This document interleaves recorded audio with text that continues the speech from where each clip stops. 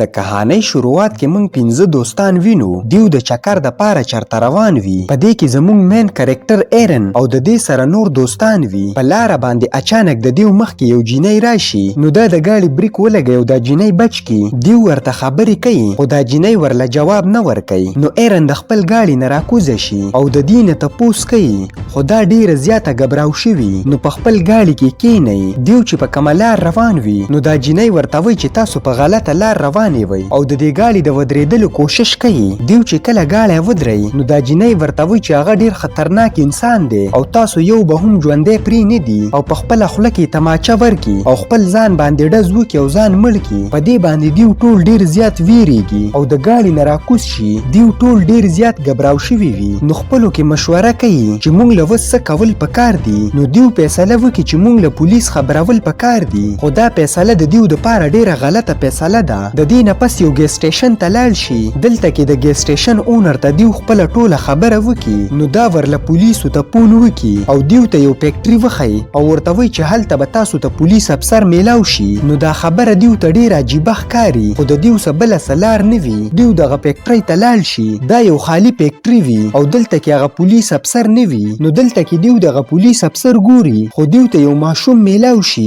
دا ماشوم ورته وایي چې دلته کې پولیس والا نشي راتلی او تاسو غلط ځای ته راغلي وئ. نو دا ورله د پولیس والا پته ورکي. د دې نه پس ایرن او د دې ملګری د پولیس والا د کور طرف ته روان شي. کومه پته چې دې ته د ماشوم نه میلاو شوې ده، نو د هغې پتې په ذریعه باندې یو کور ته ورسي. خو د دې کور نه یو بوډا سړی راوځي او ورته وایي چې پولیس والا خو دلته نشته، خو زه به ستاسو مدد وکم او پولیس والا ته به فون وکم، خو زما سره به جینۍ دننه ځي. یعنې د دې کور ته د سړي دننه کېدلو اجازت نشته. دغه سړی چې پولیس والا ته فون وکړي، نو ایرن ورته ټوله خبره وکړي. پولیس والا ورته وایي چې زه به یو ګنټه کې در ورسم. د دې نه پس چې ایرن کله روانه شي، نو دا بوډا سړی ورته وایي چې زما سره مدد وکړه. نو ایرن د دې سره مدد کوي. د ایرن ملګری د ډیر ټیم نه انتظار کوي. نو اخر دا د کور ته وردن نشي. دا ایرن په دې کور کې ګوري، خو په دې وخت کې یو کس د شانه راشي او په پلک باندې د دې سر ووهي او د دې نه پس یو کمرې ته ویسي. ایرن چې کله بهر راوځي، نو دا ګوري چې د دې ملګری دلته نشته. د دې دا خیالي چې هغه به واپس فیکټرۍ ته تللی وي. کله چې ایرن فیکټرۍ ته لاړه شي، نو دلته هم د دې ملګری نه وي. دا ټول ملګري خپل دوست ګوري، خو دیو ته خپل دوست میلاو نشي. د گاډي نه دیو ته یو تصویر میلاو شي. دا د هغې جینۍ تصویر دی کومه چې دیو ته په لاره میلاو شوې وه او خپل ځان یې وجلی دی. د دې نه پس دیو د هغه زوړ سړي کور ته لاړ شي. دلته کې خپل دوست ګوري. ایرن د دې بوډا سړي سره خبرې کوي. نو د دې بل یو ملګری غلی شان د دې کور ته دننه شي. دلته کې دا یو داسې کمرې ته دننه شي چېرته چې د انسانانو پوستکي ځوړند دي. په غلطۍ کې دا د یو بکس نه ولګي، په دې باندې بکس راولویږي. کله چې ایرن د دې اواز واوري، نو په منډه باندې دننه راشي. دا زوړ سړی چې کله د ایرن ملګری ویني، نو ډیر زیات غوسه وي. نو یو سړی راشي او په لاس کې ورسه چینسه وي. نو دیو د دې ځینه منډه شروع کړي. ایرن ډیر په مشکله باندې د دې ځینه وځي، خو د دې ملګری د چینسې والا د لاسو مړ شي. دا یو تاخاني ته کوز کی او یو سیخ کې ځوړند کی او د دې نه پس د دې چمړه لرې کوي. دا چینسې والا په اصل کې د انسانانو د چمړې نه خپل ماسک جوړول غواړي. دا چې کله خپل ماسک لرې کی، نو د دې په مخ باندې ساجیبه قسم بیماری وي. په دې باندې دا ډیر بد شکله ښکاري. په دې وجه باندې دا د خلکو د مخونو نه چمړې اړوي او ځان لته ماسک جوړوي. ایرن چې کله فیکټرۍ ته راورسي، نو په خپل گاډي کې کیني او د دې ځینه وتل غواړي، خو د دې گاډی نه سټارټېږي. په دې ټیم کې هغه پولیس والا دلته راشي. ایرن په دې باندې ډیره زیاته خوشحاله شي، خو دې پولیس والا ته په گاډي کې پوډر میلاو شي. نو دا ډیر زیات غوسه شي او دا ټول ونیسي. پولیس والا د مارګن نومي کس ته وایي چې څنګه هغې جینۍ خودکشي کړې وه، هغه شانته وکړه. دا ورله تماچه ورکي. نو مورګن هغه شان چل کوي. کله چې مورګن تماچه په خوله کې کېږدي، نو پولیس والا ورته وایي چې اوس ډز وکړه. په دې باندې مورګن ډیر زیات غبراو شي او دا تماچه پولیس والا ته ونیسي او ورته وایي چې د ځان د وجلې نه بهتره ده چې زه تا مړ کمه. دا چې څنګه ماشه دباو کی، نو دې ته پته ولګي چې په دې تماچه کې ګولۍ نشته. نو پولیس والا مورګن روان کی او د دې ځینې روان شي. دی خپل کور ته بوزي. دې خوا ایرن د گاډي د سټارټولو کوشش کوي. ډیر په مشکله باندې دا گاډی سټارټ کی، خو چې څنګه گاډی روان کی، نو د دې نه ټیرونه ودانګي. نو په دغه ټیم کې د چینسې والا دلته راورسي او په دې گاډي باندې چینسه کېږدي. د ایرن ملګري چې کله د گاډي نه راکوز شي او منډه شروع کی، نو دا چینسې والا پسې شاته ور روان شي. دا جینۍ د ځان د بچ کېدلو ډیر زیات کوشش کوي او د چینسې والا ته ډیر ډیر منت کوي خو اخر کار د چینسي والا په چینسه کیدی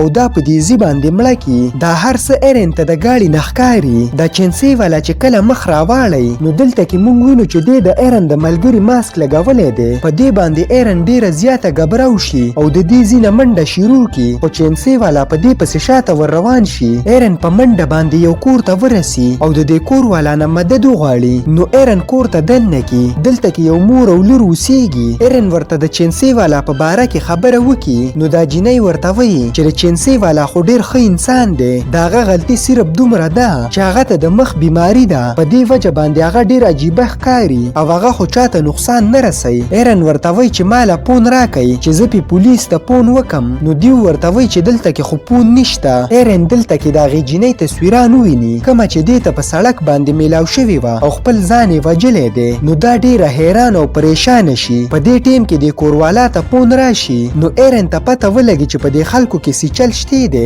دا د دې ځینه وتل غواړي خو په دې ټیم کې دا بېهوشه شي او راولویږي د خلکو ورله د نشې دوایي ورکلي وي دلته کې مونږ ته پته لګي چې دا دوه ښځې د چینسي والا سره دي او دیو د هغې جینۍ فیملي وجلې ده او د هغې ماشومه لور د ځان سره ګیره کړې ده نو هغې جینۍ د خپلې فیملي د مرګ د وجې نه خودکشي کړې ده ایرن چې کله په هوش کې راشي نو دا ګوري چې دا په هغه کور کې موجود ده د دې نه ټوله فیملي راتاو شوي وي دا ښځه د چینسي والا مور وي او هغه ته د مخ یو بیماری وه په دې وجه باندې به د خلکو د هغه نه نفرت کېدو نو موږ د خلکو د خوا نه ډېر لرې دلته راغلي یو او دلته کې خپل ژوند تېروو د دې نه پس ایرن یو تاخانې ته ویسي ایرن دلته کې ګوري چې په دې تاخانه کې د انسانانو ګوتې او ډېر عجیبه عجیبه څیزونه موجود دي دلته کې ایرن خپل ملګری وویني دا تر اوسه پورې ژوندی دی نو دا یې د دې سیخ نه د ویستلو کوشش کوي خو د دې ځینه ویستل ډېره مشکله وي په دې باندې د ایرن ملګري ته نور هم تکلیف ډېر سیوا شي نو د ایرن ملګری ورته وایي چې زما د بچ کېدو نه بهتره ده چې ته ما مړ کړې او زما دا تکلیف ختم کړې ایرن داسې کول نه غواړي خو مجبورا خپل ملګری مړ کړي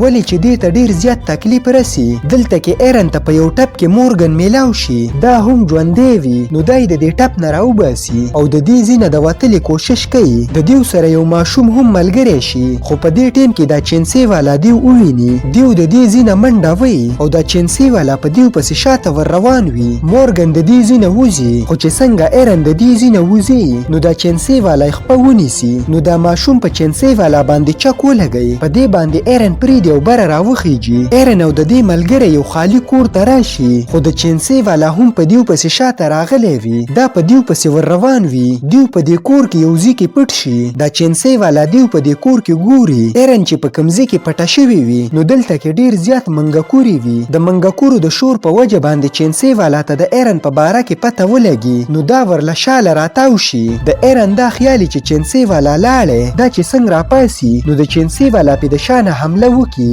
دی چې څنګه په چینسه باندې کټ کوي په دغه ټیم کې د دې ملګری راشي او دې له دیکه ورکړي خو دا چینسي والا دا لیک ونیسي او دوباره په یوه کونډه کې بند کړي په دې ټیم کې چې څنګه ایرن ته موقع میلاو شي نو دا د دې ځینه وتښتي خو دا چینسي والا په دې پسې شاته ور روان وي ایرن مخې ته منډه وهي نو دلته کې یو کنډکټار لګېدلی وي ایرن د دې کنډکټار نه واوړي خو دا چینسي والا په دې کنډکټار کې ونښلي او په چینسه باندې د دې خپه زخمي شي ایرن چې څنګه روډ ته راورسي نو دا د ګاډي د ودرېدلې کوشش کوي خو دا ګاډي والا د دې مدد ونه کړي او د دې ځینه لاړ شي ایرن په منډه باندې یو قصبخانې ته ورسي نو دا دننه ورشي خو په دې پسې شاته د چینسي والا رسېدلی وي دلته کې دا د غوښو په منځ کې د پټېدلو کوشش کوي خو د چینسي والا دا غوښه په چینسه باندې کټ کړي ایرن یوه ټوکیه راواخلي او یو ځای کې پټه شي څنګه چې دا چینسي والا په دې ځای باندې اوړي نو دا پې د ټوکیه غوزارونه وکړي او د دې لاس ډېر زیات زخمي کړي او دا چینسي والا راوغورځېږي ایرن بهر راوځي